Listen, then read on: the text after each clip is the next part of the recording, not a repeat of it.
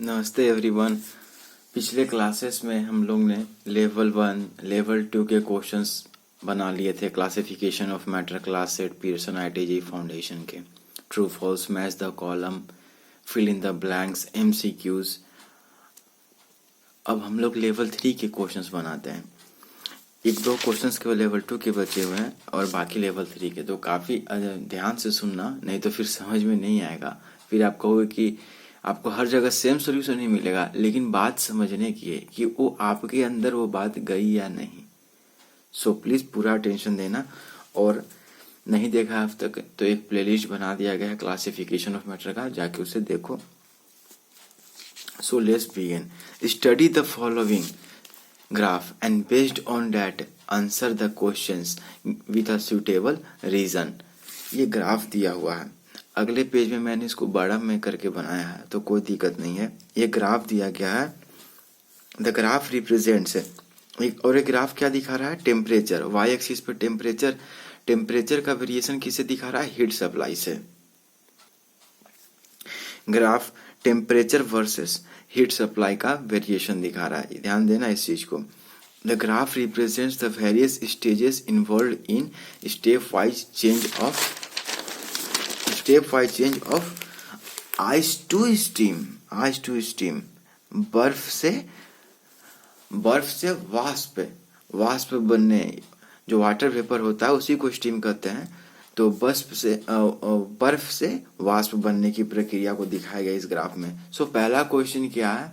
Identify the stages associated with increase in temperature, give a reason. आपको उन stages को बताना है जिसमें टेम्परेचर क्या इंक्रीज हुआ है।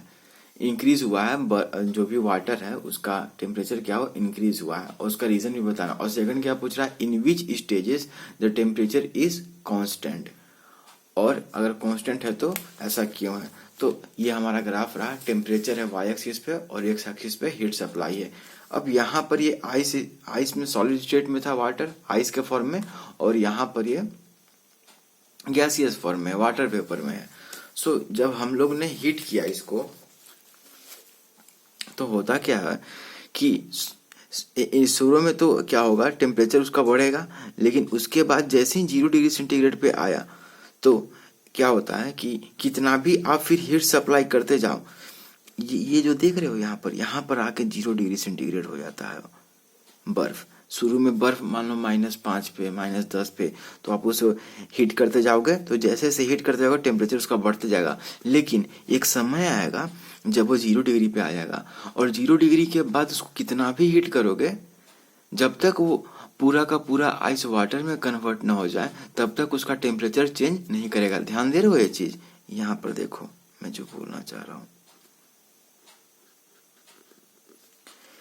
यहाँ पर कम हीट था, फिर यहाँ से हम लोग हीट बढ़ाते गए यहाँ तक। यहाँ पर हीट इससे ज्यादा है तुलना में, लेकिन टेम्परेचर देख रहे हो, टेम्परेचर अभी भी सेम है। ये कांस्टेंट है टेम्परेचर, ये कांस्टेंट है टेम्परेचर। हीट बढ़ रहा है लेकिन टेम्परेचर कांस्टेंट है। यहाँ भी 0 डिग्री सेंटीग्रेड है। और उसके बाद क्या किए, फिर हम लोग हीट देते गए, अभी भी हीट फिर बढ़ा तो टेम्परेचर बढ़ा। अब स्ट्रेट लाइन के फॉर्म में टेम्परेचर बढ़ा, और यहाँ पर हम लोग 100 डिग्री के सेंटीग्रेड में आ गए। और 100 डिग्री पर जाकर फिर से ये क्या हुआ, हीट तो बढ़ाएं लेकिन अभी भी फिर 100 डिग्री पर है। यहाँ 100 डिग्री पर वाटर है, वाटर के फॉर्म में एग्जिस्ट कर रहा है। यहाँ वाटर यानी लिक्विड के फॉर्म में, लिक्विड। यहाँ 100 डिग्री किसके फॉर्म में? वेपर के फॉर्म में। यहाँ 0 डिग्री सेंटीग्रेड किसके फॉर्म में है? सॉलिड के फॉर्म में है, लेकिन यहाँ इसमें लिक्विड के फॉर्म में है। मैं बताना चाहता हूँ, बस इतना बताना चाहता हूँ मैं। ये मेन चीज बस ये समझना है। पहला क्वेश्चन क्या था हमारा? Identify the stages associated with increase in temperature. Temperature किस में इंक्रीज हो रहा है? तो इस स्टेज में टेम्परेचर इंक्रीज हो रहा है, इस स्टेज में टेम्परेचर इंक्रीज हो रहा है, और ये वाले स्टेज में टेम्परेचर इंक्रीज हो रहा है। इसमें तो टेम्परेचर इंक्रीज नहीं हो रहा है, हीट तो बढ़ रहा है लेकिन टेम्परेचर इंक्रीज नहीं हो रहा है। तो ये 1, ये 2, 3, 4, 5, 6। तो आप क्या लिख सकते हो? ए का सोल्यूशन क्या है? वो कौन कौन से स्टेज है जिसमें टेम्परेचर बढ़ रहा है? 1 to 2, फिर 3 to 4, 3 to 4 में बढ़ रहा है, 3 to 4, उसके बाद 5 to 6, और रीजन भी देना है। सिंस आप साइंस के स्टूडेंट हो तो रीजन तो देना ही होगा, तो रीजन आप दोगे। तो ऐसा क्यों है, तो होता क्या है कि टेम्परेचर इसलिए बढ़ पा रहा है क्योंकि मैटर अपना जो फॉर्म है उसको नहीं बदल रहा है। फॉर एग्जाम्पल ये आइस, यहाँ पर भी आइस ही था, यहाँ पर भी आइस है, तो सेम स्टेट ऑफ मैटर को आप हीट करते जाओगे तो उसका टेम्परेचर बढ़ेगा। लेकिन सिंस यहाँ क्या हुआ, मैटर का जो स्टेट वो बदल गया, यहाँ सॉलिड से लिक्विड में कन्वर्ट हो रहा है, तो इसलिए टेम्परेचर कांस्टेंट रह रहा है। जहां जहां मैटर का जो फेज है वो बदलेगा वहां वहां टेम्परेचर कांस्टेंट रहेगा। और मैटर का फेज चेंज नहीं हो रहा है, उसको हीट करते जा रहे हो तो टेम्परेचर बढ़ेगा। तो टेम्परेचर कहाँ कहाँ बढ़ा है, 1 to 2, 3 to 4, 5 to 6। ऐसा क्यों, क्योंकि इन स्टेप्स में, इस प्रोसेस में, इन स्टेप्स में मैटर का जो matter states of matter are unchanged, states of matter are unchanged. आगे बताऊंगा ऐसा क्यों है, क्योंकि आगे ये भी तो सवाल होगा कि अनचेंज होने से फिर क्या होता है, मैं सब बताऊंगा। सेकंड क्वेश्चन में आते हैं, बी में, in which stages the temperature is constant. तो किस किस में कांस्टेंट है, 2 से 3 के बीच में टेम्परेचर कांस्टेंट है, हीट बढ़ाने पर भी टेम्परेचर वही का वही रह रहा है। तो 2 to 3, 4 to 5, ये 2 स्टेज। ऐसा क्यों, why so, because states of matter are changing, states of matter. और यहाँ मैटर कौन है, वाटर। मैटर कौन है यहाँ पर, हमने आइस टू सिम लिखा हुआ था क्वेश्चन में ही, तो स्टेट्स ऑफ मैटर, मैटर यहाँ पर कौन है, water. States of water are changing. Temperature कब बढ़ा है, जब फेज न बदले, वाटर का जो स्टेट है वो न बदले। और टेम्परेचर कब कांस्टेंट रहा है, जब वाटर का जो फेज है, वाटर का जो स्टेट है वो बदल रहा है। अब ऐसा क्यों होता है कि जब इसमें कांस्टेंट क्यों हो रहा है, इसमें भी तो टेम्परेचर बढ़ना चाहिए था 2 से 3 में, क्या हो गया। अगर फेज चेंज कर रहा है, बर्फ से पानी बन रहा है या फिर सॉलिड से लिक्विड बन रहा है, तो होता क्या है कि सिंस सॉलिड में, अच्छा से सुनना, सॉलिड में इंटरमोलिकुलर फोर्स अट्रैक्शन बहुत ज्यादा होता है। ये मान लो ये पार्टिकल्स हैं सॉलिड के, बहुत इनमें इंटरमोलिकुलर फोर्स ऑफ अट्रैक्शन बहुत ज्यादा होता है, जबकि लिक्विड में थोड़ा कम होता है। तो पार्टिकल्स थोड़े दूर दूर होते हैं लिक्विड में, ये इस तरह से थोड़ा सा पार्टिकल दूर दूर होंगे। तो जब ये स्टेट ऑफ मैटर चेंज करेगा, सॉलिड से लिक्विड में कन्वर्ट होगा, यानी आइस जब वाटर में कन्वर्ट होगा, लिक्विड वाटर में, सॉलिड से लिक्विड में कन्वर्ट होगा, तो इनके बीच जो इंटरमोलिकुलर फोर्स ऑफ अट्रैक्शन है इसको तो तोड़ना पड़ेगा, इसको वीक करना पड़ेगा। इस सॉलिड में जब आइस को जब हम गर्म करेंगे और उसका मेल्टिंग होना है, तो हमको इसके आइस के जो मॉलिक्यूल्स हैं, वाटर मॉलिक्यूल्स हैं, उनके बीच के इंटरमोलिकुलर फोर्स ऑफ अट्रैक्शन को वीक करना होगा, तोड़ना होगा, ताकि इनके बीच में जो इंटरमोलिकुलर फोर्स ऑफ अट्रैक्शन है कम हो सके, तभी तो ये लिक्विड स्टेट में चेंज होंगे। तो इसलिए हीट देने पर भी टेम्परेचर नहीं बढ़ रहा है, हीट देने पर भी आइस का टेम्परेचर नहीं बढ़ रहा है जब फेज चेंज होता है। क्यों, क्योंकि सारा का सारा हीट एनर्जी जो है वो किस में चला जाता है, फेज चेंज में, सॉलिड से लिक्विड में। इसको इंटरमोलिकुलर फोर्स ऑफ अट्रैक्शन को वीक करने में ही सारा का सारा हीट नहीं चला जाता है। लेकिन जब एक बार चेंज हो गया, लिक्विड में आ गया, अब हीट करोगे तो ये लिक्विड का टेम्परेचर बढ़ते जाएगा। ये तब तक बढ़ते जाएगा जब तक इसका बॉइलिंग पॉइंट ना आ जाए और लिक्विड वेपर में बदल जाए। फिर एक बार जब वेपर में आ गया, तो जब स्टेट चेंज होगा, लिक्विड से वेपर में चेंज होगा, तब भी टेम्परेचर कांस्टेंट होगा, क्योंकि सारा का सारा एनर्जी किस में चला जाएगा, लिक्विड के पार्टिकल्स को। अब ये वेपर होगा, गैस में तो और दूर होते हैं, ये गैस के मान लो पार्टिकल्स हैं, ये गैस हो गए, गैस के पार्टिकल ये और दूर दूर होते हैं।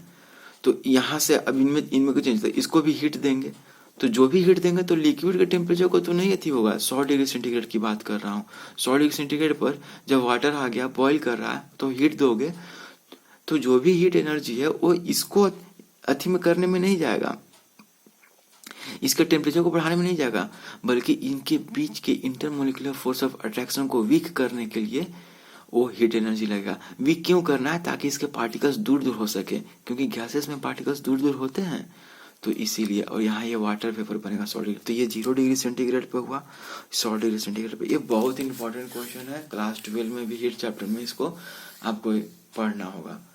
मैंने बस कुछ नहीं कहा, टेम्परेचर कहाँ कहाँ चेंज हो रहा है, जहाँ मैटर, जो स्टेट ऑफ मैटर या स्टेट ऑफ वाटर है वो चेंज नहीं हो रहा है। आइस है तो आइस ही रह रहा है, वाटर है तो वाटर ही रह रहा है, लेकिन टेम्परेचर वहाँ कांस्टेंट है जहाँ आइस से वाटर में बदल रहा है, वाटर से वेपर में बदल रहा है। ऐसा क्यों? क्योंकि आइस से वाटर बदलते समय सारा का सारा हीट एनर्जी किसमें चला जा रहा है, इंटरमोलिकुलर फोर्स ऑफ अट्रैक्शन को वीक करने में।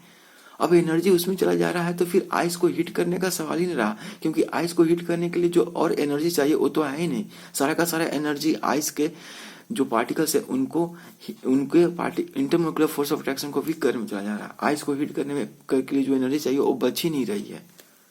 सो आई होप मैंने समझाने की कोशिश तो की है। आप फिर से रिवाइंड करके इसको देखना और इसको फिर से समझने की कोशिश करना। बहुत इंपॉर्टेंट कॉन्सेप्ट है और इससे और कई क्वेश्चंस निकल सकते हैं। ये नहीं कि रॉबर्ट की तरह बस ये बन गया, और भी आप सोचो, क्योंकि मैंने पहले भी कहा था कि स्टेट ऑफ मैटर केवल 3 नहीं होते, चौथा भी खोज लिया गया, प्लाज्मा, और 5वां कौन सा है, बोस-आइंस्टीन कंडेंसेट। तो टाइम मिलेगा तो चौथे और 5वें का भी डिस्कस करेंगे। हो सकता है आगे जाके आप लोग में से कोई छठा स्टेट ऑफ मैटर भी खोज कर दे, आप ही लोग में से हो सकता है ना, कुछ भी नहीं कर सकते हैं। बोस-आइंस्टीन कंडेंसेट की खोज से पहले तो 4 ही थे, और प्लाज्मा की खोज से पहले तो केवल 3 ही स्टेट ऑफ मैटर थे। तो ये तो बढ़ते गए, कौन कह सकता है, हो सकता है छठा स्टेट ऑफ मैटर भी एग्जिस्ट करता हो नेचर में। सो आप अपने दिमाग को खुला रखो, रॉबर्ट की तरह मत पढ़ो, कोई ऐप या कोई कोचिंग या इस तरह से एकदम आपके माइंड को नैरो कर दिया गया है, आपके सोचने की क्षमता को कम, इतना ही पढ़ना है, चैप्टर इतना ही बनाना है, ऐसा मत सोचो। Make this a part of your life. बच्चे जिस आश्चर्य से नेचर को देखता है, उस आश्चर्य से नेचर को देखो। आप अपने जो भोलापन है आप उसको गंवा चुके हो। बच्चे की जो जिज्ञासा होती है, आप बैठे हुए तालाब के बगल में, कुछ नहीं पता है, किसी को कुछ नहीं पता है वेव क्या है। तालाब में एक पत्थर गिरा, शांत तालाब में वेव जनरेट हुआ, पूरा वेव जनरेट हुआ। आश्चर्य भरी बात है, वो देखेगा वेव जनरेट हुआ, एक घटना घटी नेचर में। लेकिन हम लोग तो ये सोचना भी भूल गए, क्योंकि हम बचपन से देख रहे हैं कि शांत पानी में पत्थर गिरेगा तो वो ट्रांसवर्स वेव बनाएगा। ये तो होता ही है यार, होता ही है। इस वर्ड ने पूरा का पूरा खत्म कर दिया जिज्ञासा को, आश्चर्य को। सो आप scientific attitude, scientific temperament develop करने के लिए बहुत जरूरी है कि सिर्फ क्वेश्चंस और नंबर से नहीं होगा। जेईई में सिलेक्शन हो भी गया तो क्या कर लोगे अगर न रहा है इंटरेस्ट तो। सो इसको फिर से विजुलाइज करो और हम आगे बढ़ते हैं। What is the shape of meniscus observed when water and mercury are taken into different capillary tubes and why. 2 capillary tube लेते हैं, आई होप एक में मरकरी, तो मरकरी कैसा बनाएगा, ये कुछ इस तरह से मेनिस्कस बनाएगा मरकरी, और वाटर इस तरह से। मैं इसको कुछ कर लेता हूं, सॉरी।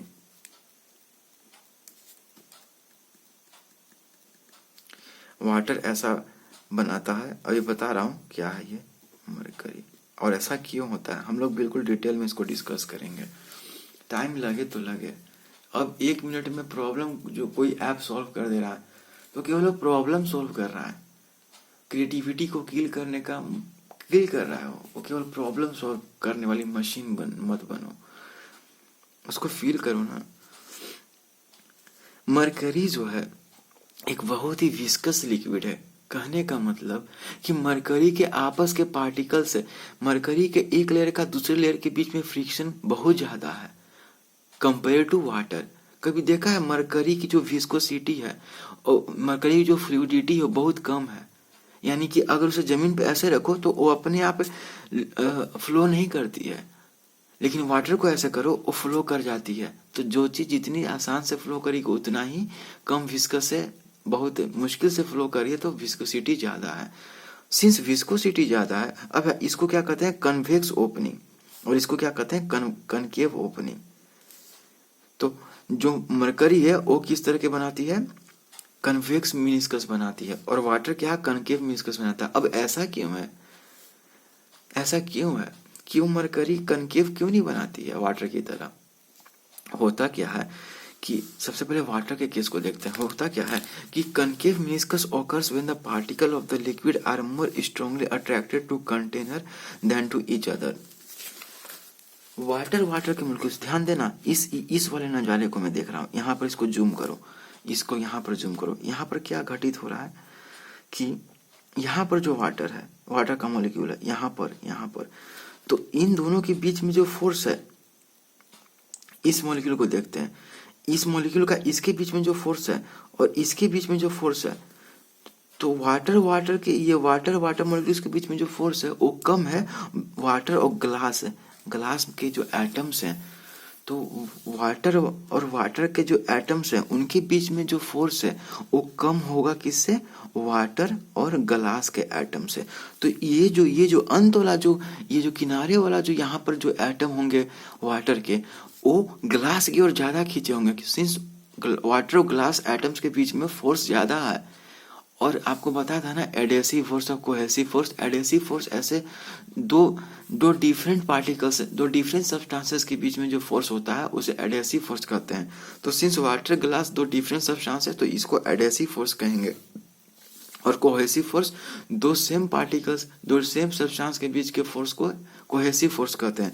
तो वाटर के केस में क्या होता है, एडहेसिव फोर्स, कई बुक्स में ऐसा लिखा रहेगा, एडहेसिव फोर्स जो है वो ग्रेटर देन ज्यादा हो जाता है कोहेसिव फोर्स के। कहने का मतलब वाटर ग्लास के बीच में जो अट्रैक्शन है, वाटर और ग्लास के एटम्स के बीच में जो अट्रैक्शन है वो ज्यादा होता है वाटर के केस में, इसलिए adhesive is greater than cohesive. लेकिन मरकरी में जस्ट उल्टा हो रहा है, मरकरी में cohesive force is greater than adhesive cohesive force. यानी यहाँ पर देखो, यहाँ पर क्या हो रहा है कि ये जो अंत में ये जो पार्ट, यहाँ जो कोई एटम होगा मरकरी का, तो इसके बगल वाला जो मरकरी का एटम होगा उसका ज्यादा खिंचाव होगा। Hg अट्रैक्शन ज्यादा है Hg ग्लास के अट्रैक्शन से, Hg एटम का अट्रैक्शन ज्यादा है Hg ग्लास के अट्रैक्शन से। अब ऐसा क्यों होता है? अट्रैक्शन ज्यादा है तो ये जो ऊपर वाला जो Hg है वो उसको ऊपर खींचेगा और ग्लास तो नीचे आएगा, तो इसलिए कन्वेक्स बन जाता है। लेकिन वाटर के केस में उल्टा है, वाटर ये जो इसके बगल का जो वाटर एटम है उसको कम फोर्स से खींच पा रहा है, लेकिन ग्लास ज्यादा फोर्स से खींच पा रही है, इसलिए जो अंत वाला जो बॉर्डर वाला जो वाटर एटम्स है, एक ही एटम की बात नहीं हो रही है, एटम्स है वो ऊपर की तरफ खींचे दिखेंगे, देख रहे हो यहाँ पर ये खींचे हुए ऐसे, लेकिन ये नीचे की ओर ऐसे नेट फोर्स ऐसा लग रहा है कि नीचे की ओर खींच रहा है, तो नीचे की ओर ये Hg ऊपर की ओर इसको खींच रहे हैं, सॉरी। अब ऐसा क्यों होता है कि Hg के बीच में जो फोर्स है वो ज्यादा होता है Hg ग्लास के बीच में, और वाटर के बीच में जो फोर्स होता है वो वाटर ग्लास से कम होता है? तो एक एक्सप्लेनेशन तो कंपैरिजन हो रहा है कि Hg ज्यादा विस्कोसिटी है तो ज्यादा उनके बीच में मोलिकुलर फोर्स ऑफ अट्रैक्शन है। लेकिन आप इसके बारे में और भी सोच सकते हो कि ग्लास के का क्या हाल है, ग्लास क्या वो उसमें क्यों अट्रैक्शन इतना कम है, जबकि वाटर ग्लास में अट्रैक्शन ज्यादा है वाटर से। ये बड़ी सोचने वाली बात है। तो अगर आप में से किसी को पता चले तो प्लीज कमेंट सेक्शन में लिखना कि वाटर ग्लास के बीच में जो अट्रैक्शन है वो ज्यादा क्यों है वाटर से, वाटर एटम से। ये क्वेश्चन हो सकता है। हर एक जवाब 1, 2 या 3, 4 क्वेश्चन उत्पन्न करती हैं। ये मत सोचो कि जवाब मिल गया तो जवाब मिल गया, जवाब मिल गया तो जवाब नहीं मिलता, बल्कि उस जवाब से 4, 5 क्वेश्चन, 10 क्वेश्चन और बन जाते हैं। तो मुझे बताना कमेंट सेक्शन में कि ऐसा क्यों होता है, मुझे भी पता चलेगा। हालांकि मैंने इसको और डिटेल में नहीं पढ़ा है तो मैं आपको बताऊंगा, लेकिन आप जरूर खोजना। प्लीज अपने आप को रोकना मत, कभी रोको मत कि छोड़ो ना यार क्या फर्क पड़ता है। हो सकता है इसको पढ़ते पढ़ते कुछ नया इंसाइट मिले, कुछ नया चीज मिले समझने को, खोजने को। सो हमने 2 ही क्वेश्चन इसमें देखा। तो गाइस वीडियो लंबा होते जा रहा है, सो हम लोग यहीं पर इसको स्टॉप करते हैं। आगे लेवल 3 के और क्वेश्चन है और हम उसको बनाएंगे, क्योंकि सिंस अच्छे क्वेश्चन है तो मैं चाहता था कि आपको डिटेल में बताऊं। सो इसका अगला पार्ट भी आएगा और उसका प्लेलिस्ट में ही आप देखोगे। तो thank you so much guys for watching this. और अच्छा लगा वीडियो तो लाइक करो, चैनल को जाओ विजिट करो, अच्छा लगा चैनल तो सब्सक्राइब करो। So thank you so much. Share करो अपने दोस्तों के बीच में। So thank you so much guys for watching this. Have a great day ahead. Namaste.